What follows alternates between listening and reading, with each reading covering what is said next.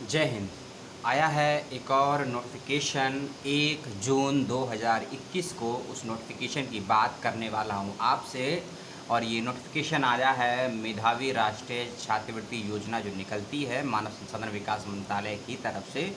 उसी संस्थान से एक और विषय के साथ एक और नाम से आई है छात्रवृत्ति। भी आप भी करना चाहते हैं अप्लाई।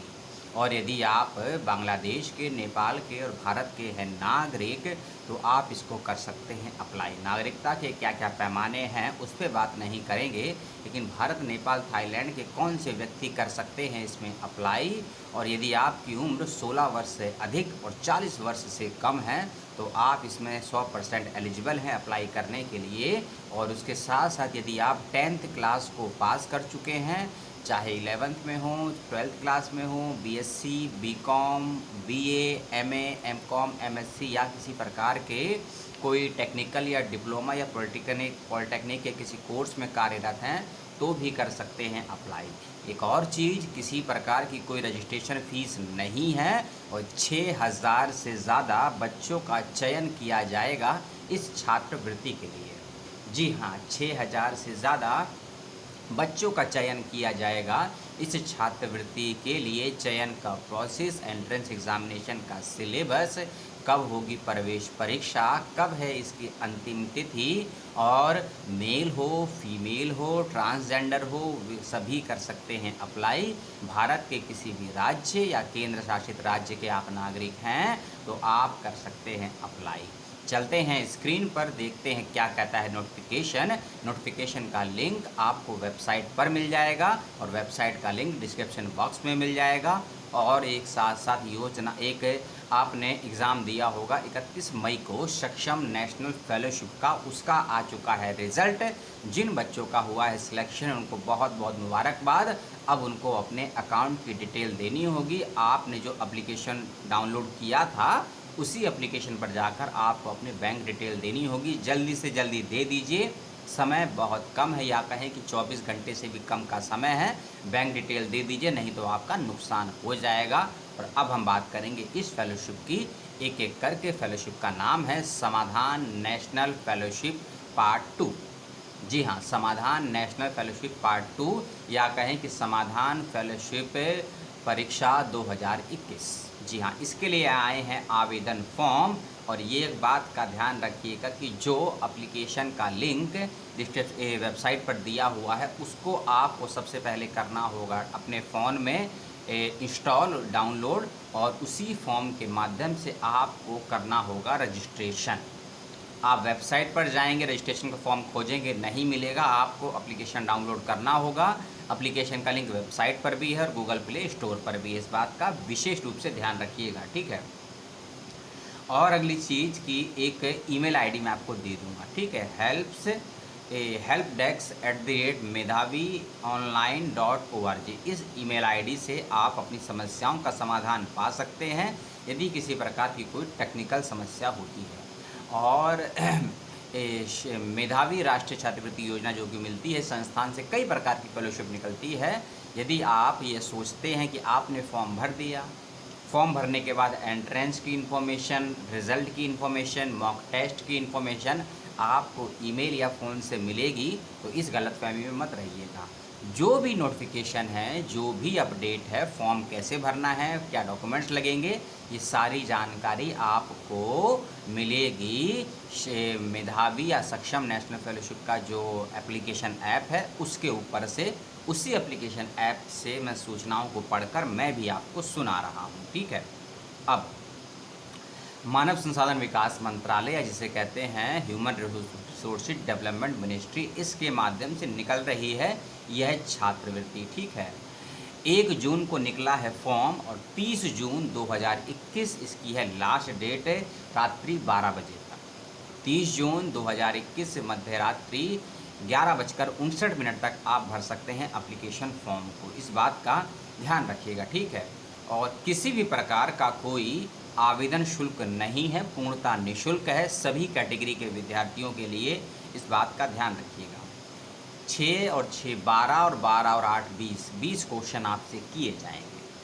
आपने सही सुना, 20 प्रश्नों के आपको जवाब देने होंगे, जिसमें से 25% में आपसे क्वेश्चन पूछे जाएंगे। क्वेश्चनों का सिलेबस मैं आपको दे दूंगा, लेकिन आप फील्ड समझ लीजिए किस किस क्षेत्र से क्वेश्चन पूछे जाएंगे। तर्क शक्ति, मात्रात्मक अभिरुचि, सामान्य अध्ययन और अंग्रेजी। ठीक है, मात्रात्मक अभिरुचि यानी कि quantitative aptitude, general knowledge, reasoning और आपके लॉजिक और इंग्लिश, इन सब से क्वेश्चन किए जाएंगे और बाकी चीज़ें आप वेबसाइट पर नोटिफिकेशन में पढ़ लीजिएगा। और एक चीज़, यदि आप किसी प्रश्न का जवाब गलत देते हैं तो आपको नेगेटिव मार्किंग का सामना करना पड़ेगा। 1.3 यानी कि 1/3 की नेगेटिव मार्किंग भी रखी गई है। ठीक है, मॉक टेस्ट भी आप दे सकते हैं एंट्रेंस एग्जामिनेशन की डेट से पहले। उसका शेड्यूल आ जाएगा एप्लीकेशन ऐप पर, और मेरे को जानकारी मिलेगी तो मैं उस पर वीडियो बना दूंगा। ठीक है, परीक्षा में 4 भाग होंगे। अभ्यर्थियों को सभी प्रश्नों के उत्तर देने होंगे। इस चीज़ को समझिए। यदि आपसे 20 क्वेश्चन करे गए हैं तो ऐसा नहीं है कि आप किसी क्वेश्चन का जवाब नहीं आता है तो आप आगे बढ़ जाएंगे। और हाँ, क्वेश्चन पेपर जो आएगा ऑनलाइन आएगा, ऑनलाइन ही जवाब देने हैं। ठीक है, यदि आपने कोई कॉम्पिटिटिव एग्ज़ाम दिया है CBT मोड पे, कंप्यूटर बेस्ड एग्जामिनेशन दिया है, तो उसमें ये होता है कि यदि हम किसी क्वेश्चन को अटेंड करते हैं, एक सवाल है, उसके 4 जवाब हैं, एक जवाब को सही करके हम आगे बढ़ जाते हैं। लेकिन यदि किसी क्वेश्चन का जवाब हमको आता है लेकिन कंफ्यूज में है हम कि उसके 2 जवाब हो सकते हैं, तो उस कंडीशन में हम किसी एक जवाब का चयन करते हैं और उस सवाल को हम सबमिट नहीं करते हैं, रिव्यू एंड नेक्स्ट पे डाल देते हैं। ठीक है, रिव्यू नेक्स्ट का मतलब होता है कि जब आप सारे क्वेश्चनों को अटैम्प्ट कर लेंगे और जिन क्वेश्चनों को आपने रिव्यू के लिए छोड़ा गया है उन क्वेश्चनों पर हम दोबारा जाएंगे और दोबारा किसी एक जवाब का चयन करके उस क्वेश्चन को सबमिट एंड नेक्स्ट पे क्लिक कर देंगे। ये ऑप्शन होता है। लेकिन इस एंट्रेंस एग्जामिनेशन में जो ये निकल रही है समाधान स्कॉलरशिप में, ऐसा ऑप्शन नहीं है।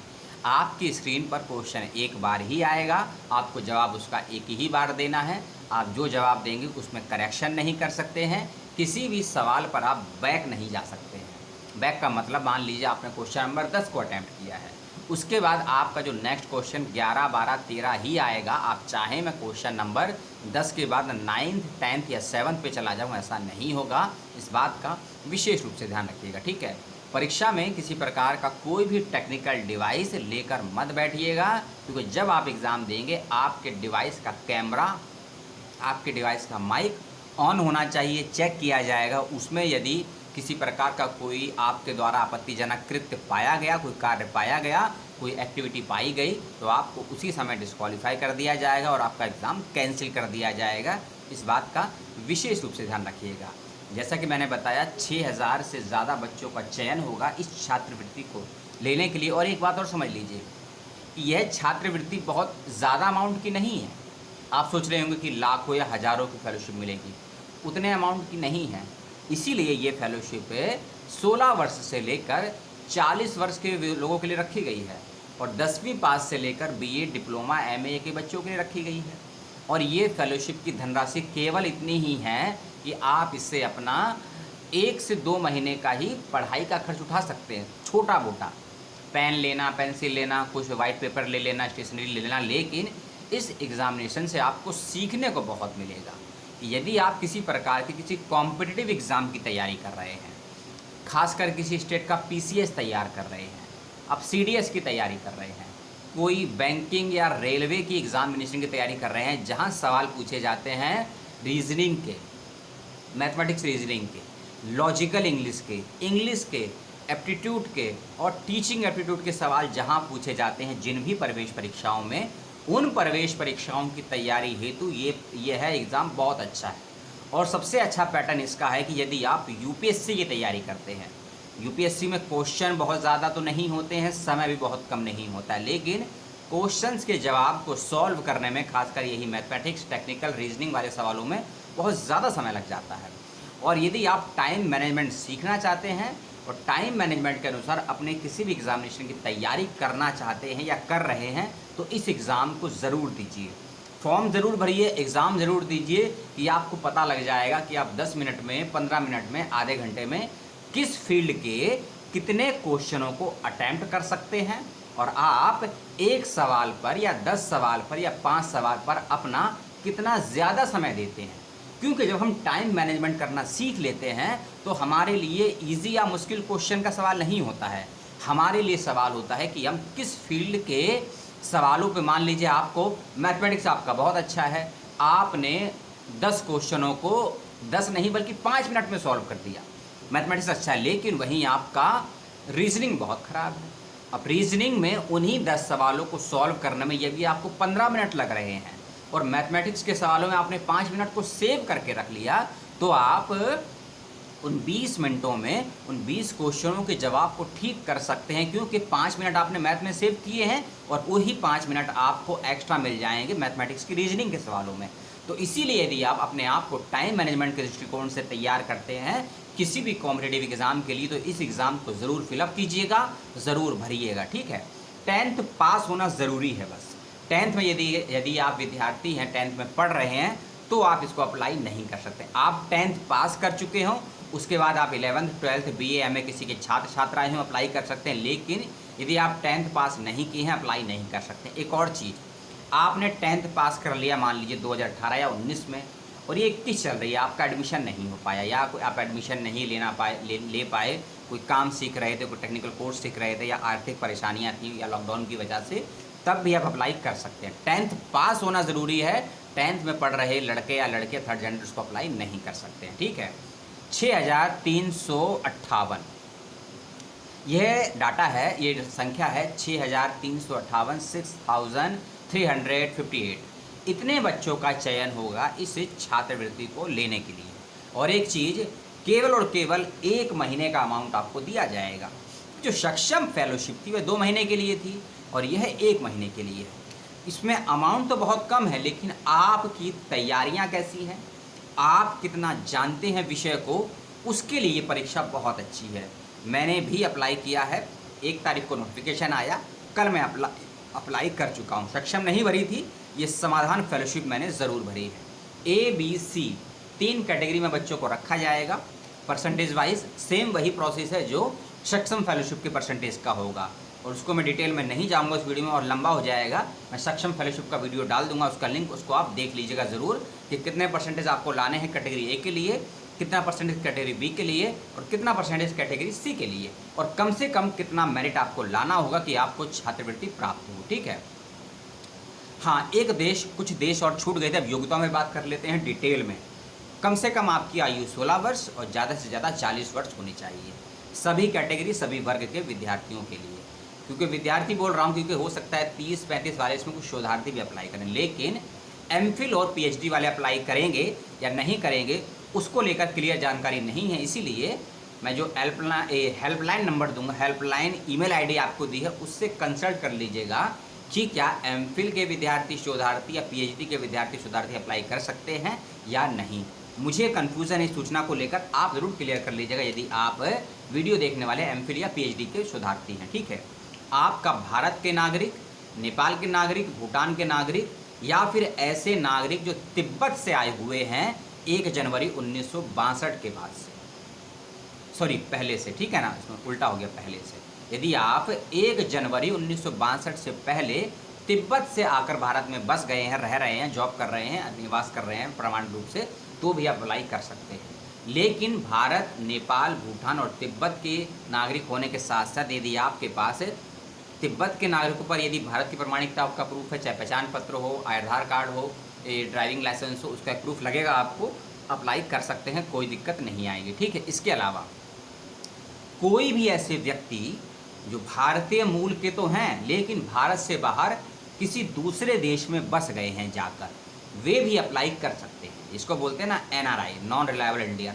तो कौन कौन से मुल्क हैं उनका नाम सुन लीजिए। मान लीजिए आप भारत से जाकर श्रीलंका चले गए हैं, तो आप यह फॉर्म को भर सकते हैं। उन देशों का नाम सुन लीजिए कि जिस देश में यदि कोई भारतीय मूल का निवासी रहता है और उसकी आयु 16 से ज़्यादा और 40 से कम है तो अप्लाई कर सकते हैं। देश के नाम है पाकिस्तान, हमारा छोटा भाई कह लीजिए, बहन कह लीजिए, कुछ भी कह लीजिए, पड़ोसी कह लीजिए।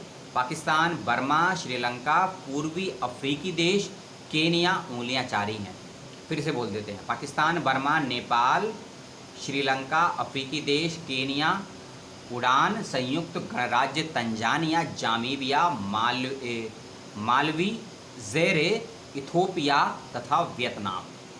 ठीक है, इन देशों के लोग यदि उसमें भारतीय मूल के निवासी रहते हैं तो उनको एक डॉक्यूमेंट लगाना पड़ेगा, उसको बोलते हैं प्रव्रजन करके एक सर्टिफिकेट है। इसको बोल सकते हैं आप लोग, माइग्रेशन नहीं होता है, एक सर्टिफिकेट होता है। आप सर्च करेंगे, मुझे हिंदी में तो प्रव्रजन नहीं लिखा है, हो सकता है इसको डोमिसाइल बोलते हैं। डोमिसाइल प्रमाण एक सर्टिफिकेट होता है कि आप दूसरे राज्य में या दूसरे देश में रह रहे हैं, उसकी परमानेंटता साबित करने के लिए। ठीक है, इस बात का ध्यान रखिएगा। और वैसे मैंने बताया 10th पास होना ज़रूरी है। यदि आप 10th में पढ़ रहे हैं या पढ़ रही हैं, अप्लाई मत कीजिएगा, आपको दिक्कत हो जाएगी। 11th 12th स्नातक, प्रास्नातक यानी कि ग्रेजुएट, पोस्ट ग्रेजुएट और किसी प्रकार कोई डिप्लोमा कोर्स कर रहे हैं, पॉलिटेक्निक का हो, टेक्निकल का हो, लैंग्वेज का हो, कंप्यूटर का हो, लेकिन आप BA MA या 10th 12th के विद्यार्थी भी हैं, अप्लाई ज़रूर कीजिएगा। ठीक है, तो यह थी सारी इन्फॉर्मेशन। इसके अलावा कैसे अप्लाई करें मैंने बताया ना। मेधावी एंड्रॉयड एप्लीकेशन को डाउनलोड कीजिएगा, उसमें नोटिफिकेशन वाले या रजिस्ट्रेशन वाले लिंक पर जाइएगा, वहाँ आपको मिल जाएगा इस समाधान फेलोशिप 2021 पार्ट 2। वहाँ जाइएगा, क्लिक कीजिएगा और अपना ID पासवर्ड बनाइएगा, या नहीं बनाया है तो नई तरीके से रजिस्ट्रेशन कीजिएगा, वहाँ आपको लिंक मिल जाएगा। नहीं तो पुराना वीडियो देख लेंगे आप सक्षम फेलोशिप का, कैसे रजिस्ट्रेशन करना है, कैसे एप्लीकेशन डाउनलोड करना है, उसमें सारी जानकारी मैंने स्क्रीन रिकॉर्ड का वीडियो बनाया था, आपको मिल जाएगा। ठीक है, 27 जुलाई और 21, 22 और 23 जुलाई, इन 3 दिन को याद रखिएगा। 21, 22, 23 जुलाई को इन डेट्स में आपको अपने बैंक के डिटेल को देना है इस एप्लीकेशन फॉर्म पे जाकर। बैंक की डिटेल को क्यों देना है? क्योंकि यदि आप एंट्रेंस क्वालिफाई कर जाएंगे और आप मेरिट में भी आ जाएंगे तो आपके अकाउंट में आएगी आपकी छात्रवृत्ति। ठीक है, अकाउंट किसके नाम से होना चाहिए मैं आपको आगे बताऊंगा 30 सेकंड के बाद। जब आपका सिलेक्शन हो जाएगा, मेरिट क्वालिफाई कर जाएंगे, 40, 50 और 60 का रेशो रखा गया है परसेंटेज का, यानी 40 नंबर भी कम से कम लेकर आते हैं। 40 नंबर का मतलब है जो भी क्वेश्चन पूछे जाएंगे उसका 40%। मान लीजिए 50 क्वेश्चन पूछे जाएंगे तो उसका 40% कितना हो जाएगा? 20। यदि 20 क्वेश्चन पूछे जाएंगे तो उसका 40% कितना हो जाएगा? लगभग 8। ठीक है, तो यदि आप इतने परसेंटेज के नंबर भी लाते हैं तो भी आपका सिलेक्शन होगा इस छात्रवृत्ति के लिए। पैसा मिलेगा, प्रमाण पत्र, और पैसा कैसे मिलेगा उसकी जानकारी आपको एप्लीकेशन पर ही मिलेगी और वेबसाइट पर भी मिल जाएगी। इस बात का ध्यान रखिएगा। और कौन सा डॉक्यूमेंट लगाना है एप्लीकेशन भरते वक्त में? फ़ोटो साइन नहीं लगाना है, इस बात का ध्यान रखिएगा। ठीक है, और अन्य जानकारी आपको मिल जाएगी। एंट्रेंस टेस्ट कौन सी डेट में होगा और वेन्यू क्या रहेगा, ठीक है, इसको भी नोट कर लीजिए। ऑनलाइन होगा एंट्रेंस टेस्ट। पहली चीज़, आप एंट्रेंस टेस्ट केवल और केवल अपने फ़ोन पर दे सकते हैं, लैपटॉप पर, कंप्यूटर पर या मैक OS पर नहीं दे सकते हैं। एंट्रेंस आपको देना होगा अपने फ़ोन पर, और उसी फ़ोन पर दीजिएगा जिसमें आपने अपना एप्लीकेशन को डाउनलोड किया है। ऐसा नहीं कर सकते कि आपने इस वाले फ़ोन में एप्लीकेशन डाउनलोड किया है, रजिस्ट्रेशन भी इससे किया है और आप दूसरे फ़ोन से कर रहे हैं एग्ज़ामिनेशन को देने का प्रयास, तो आपका पेपर कैंसिल हो जाएगा, जानकारी नहीं पहुंचेगी। इस बात का ध्यान रखिएगा। जिस डिवाइस पे जाके आपने अपने रजिस्ट्रेशन को किया है, एप्लीकेशन डाउनलोड किया है, उसी डिवाइस पर जाके आप एंट्रेंस भी दीजिएगा और रिज़ल्ट की जानकारी, बैंक डिटेल की जानकारी उसी एप्लीकेशन पर, उसी डिवाइस पर भी आएगी। ऐसा नहीं हो सकता है कि आपने अपने फादर का, कज़न का या मदर का फ़ोन ले लिया, एंट्रेंस दे दिया, ठीक है, लेकिन एप्लीकेशन आपने डाउनलोड किसी और पे किया था तो डेटा शिफ्ट नहीं होता है, क्योंकि हर फ़ोन का एक GPRS सेटिंग होती है, उस पर रेडिएशन एक्टिविटी लगा होता है, IMI नंबर होता है, और हर एप्लीकेशन का कोई भी हो एक रेडिएशन, एक उसकी कोडिंग होती है, वो वहीं उस पर कैप्चर करती है। ठीक है, थोड़ा टेक्निकल है, उस पर मत जाइए, लेकिन 100 बात की एक बात, जिस एप्लीकेशन को डाउनलोड जिस डिवाइस में किया है उसी से भरिएगा, उसी से फॉर्म भरिएगा, उसी से एग्ज़ाम दीजिएगा, उसी पर रिजल्ट आएगा। ठीक है, 18 जुलाई 2021 संडे का दिन पड़ रहा है। 18 जुलाई 2021 को होगी आपकी प्रवेश परीक्षा और 19 या 20 जुलाई को आपका रिजल्ट भी आ जाएगा, और 21, 22, 23 जुलाई को आपसे, यदि आपका सिलेक्शन होता है मेरिट में के अनुसार, तो आपसे आपकी बैंक डिटेल मांगी जाएगी। ठीक है, और अधिक कोई जानकारी चाहते हैं तो हेल्पलाइन ईमेल ID का यूज़ कीजिएगा, और आंसर की जो आएगी उसको लेकर कोई आपत्ति आपको होती है तो उसके लिए भी आप क्लेम कर सकते हैं अंडर 24 आवर्स के अंदर। ठीक है, इस बात का ध्यान रखिएगा। और यह 20 मिनट का वीडियो आपने कितना देखा, कितना नहीं देखा, मुझे तो नहीं पता। मैं कितना बता पाया, कितना समझा पाया, आप कितना सुने, कितना समझे, ये भी मुझे नहीं पता। आपने वीडियो को लाइक किया, डिसलाइक किया, ये भी नहीं पता, लेकिन यदि किसी के कहने पर आए हैं मेरे चैनल पर तो अगली बार मत आइएगा। कोई जानकारी आपको अच्छी लगी हो और इन्फॉर्मेटिव लगी हो, कुछ आपके ज्ञान के सागर में कुछ बूंदें यदि और गिरी हों तो वीडियो को लाइक शेयर कर दीजिएगा, कमेंट ज़रूर कीजिएगा। क्या अच्छा लगा, क्या बुरा लगा, कोई सवाल हो, कोई जिज्ञासा हो, कुछ और एक्स्ट्रा जानने चाहते हो तो ज़रूर कमेंट कीजिएगा। ठीक है, चलता हूँ, लेता हूँ विदा। अपना ध्यान रखिएगा, परिवार के साथ रहिएगा और अपनी समझ बुद्धि के अनुसार एंट्रेंस की तैयारी कीजिए। एंट्रेंस की 4 फील्डें बताती हैं। हाँ, सिलेबस क्या रहेगा आपका वो आप इसकी वेबसाइट पे सर्च करेंगे, वहाँ मिल जाएगा। क्योंकि मेरे पास जो सिलेबस है वो थोड़ा अंग्रेजी हिंदी में तो नहीं है, मिक्स है हिंदी अंग्रेजी में। मैं आपको कोशिश करूँगा देने की, जैसे आता है आप उसकी तैयारी कीजिएगा। ठीक है, और ये नोटिफिकेशन का लिंक, वेबसाइट का लिंक, एप्लीकेशन का लिंक आपको दे दूंगा। और अगर लिंक ओपन नहीं होता है तो मुझे ईमेल आईडी भेज दीजिएगा, मैं आपको ईमेल पे सब कुछ वैसे भी भेज दूंगा, यदि आपको लिंक जो दिए हैं वो ओपन नहीं होते हैं तो। जय हिंद, जय भारत।